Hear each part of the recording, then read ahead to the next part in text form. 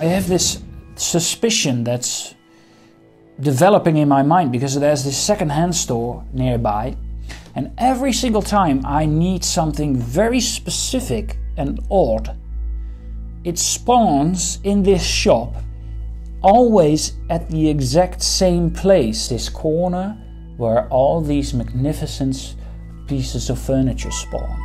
People that are writing by hand using pens, typewriters and such. Offices around the world were designed to facilitate our needs.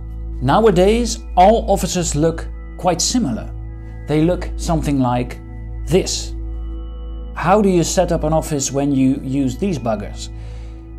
It's completely different from computers. I write by hand a lot and I had nothing to go on. I flew in the dark for dozens of years. So how do we set up an office so that it facilitates both our needs for the pen and paper and the computer as well? Some of the problems we're gonna solve here are annoying shadows while writing by hand, losing track of your paperwork, getting rid of piles and piles of notes, back pain, cabin fever, lost pens, and much more.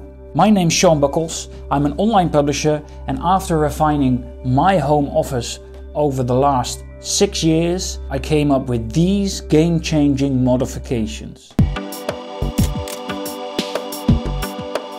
There are 3 types of hacks. We have ambience, we have ergonomics, and we have organization. And the last category is the most important, and there I have some really neat things to say. I promise I won't list off every single thing that I have found useful over the years. Well, probably I will, but I will go over them quickly and not waste your time. And 4 of these are really life-changing. So let's get to the first one of those immediately. Have you ever experienced this problem? While writing with your pen, your desk light casts this long shadow and it's very difficult to read what you're writing. I saw the fix about a year ago, and what he did is he had double desk lights. And double desk lights will cross-light your workpiece, which ensures you won't have any shadows. The second ambient thing is to use indirect light in your home office. The best work light is indirect light, and the best indirect light is light that reflects from your ceiling downwards. This is what they use in libraries, for example. So if you can, install some sort of wall lamp. I have one here that is very nice. And this is on a dimmer switch, which is excellent for setting the mood. If these tips are useful to you, consider liking the video. This gives me the feedback I need, what videos to make more of and which to make less of. An often overlooked thing that I see many people do on, for example, YouTube. A lot of people do this. They place their desk against the wall and then they paint it a nice color and put some futuristic LED lighting there, and it looks great on camera.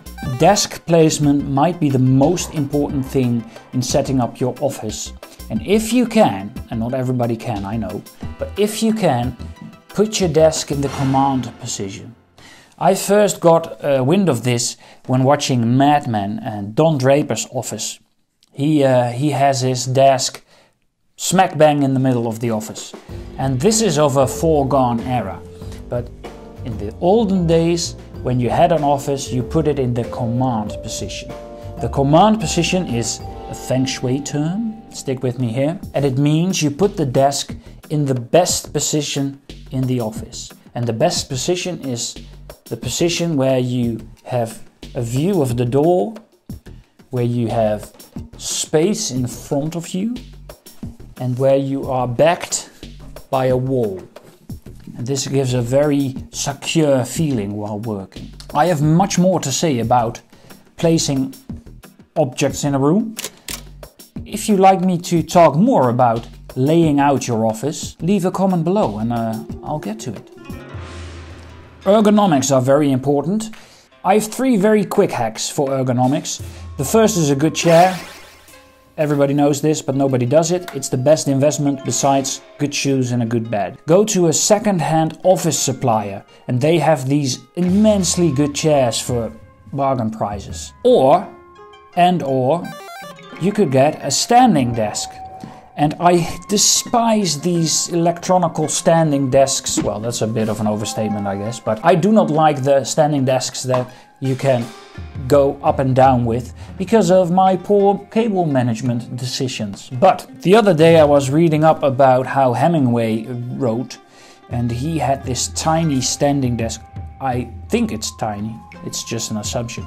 And that gave me the idea to snoop around on the internet for a second-hand lectern, an old piece of church furniture, and I found one. I have this suspicion that's developing in my mind because there's this second-hand store nearby, and every single time I need something very specific and odd, it spawns in this shop, always at the exact same place. So when I need something that I cannot find anywhere else, I go to this shop, I get this inkling, and this feeling pulls me to that shop.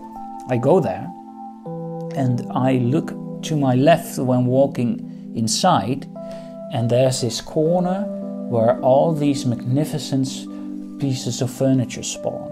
Well, a little bit of sidetrack, but I found this great one, and I'm in love with this standing desk. This is the best way, in my opinion, for me to write by hand. This really solved a lot of issues for me. When you're sitting at your desk and writing, you're hunched over. And when you're hunched over, you are effectively carrying like 30 kilos in front of you, like a very heavy kettlebell. Because the top weight here of your torso and your head is like 20 or 30 kilos. And when you put that at an angle, you're effectively carrying a large child in front of you. So that's why people get back pain when writing for long times. You fix this by standing up while writing. You have to find a standing desk that is the exact right height for you.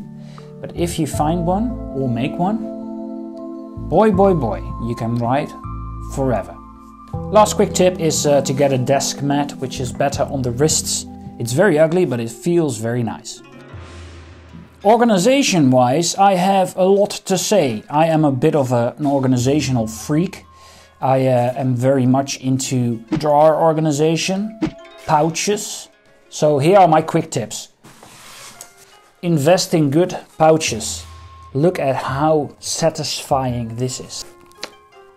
I love my pouches. Drawer organization. Drawers are for access, not archival. Well, some drawers are for archival, but more on that later. But the drawers in my vicinity I use for accessing stuff. I do not use it for storage. I do not keep piles of rubbish in there.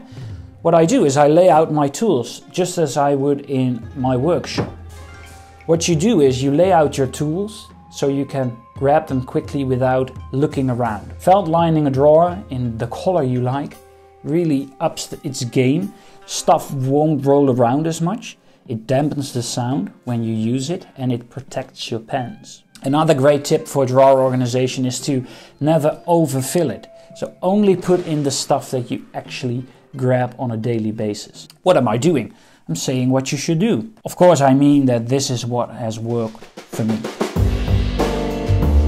If you can get yourself a stationary cabinet or make one yourself, I have one here, which I made. It's the best investment ever. Having a place to put all your notepads, paper at an arm's length distance really helps organizing all of that lovely stationery. And the most important one for people who take notes by hand is a file cabinet. I have owned a file cabinet for multiple years now. I'm still trying to figure out how to use it properly, but the best thing ever is at the end of the day, after writing piles of notes, you put them in your file, you put them in your file drawer, you close that thing up, and your notes are never to be seen again. I'm just kidding. They will be out of sight, out of mind. I'm just kidding again. There won't be piles and piles floating around the office, cluttering up your workspaces. But all of these tips won't make a difference if your note organization looks like this. I used to have this problem, so I set out to find a solution, and I found one.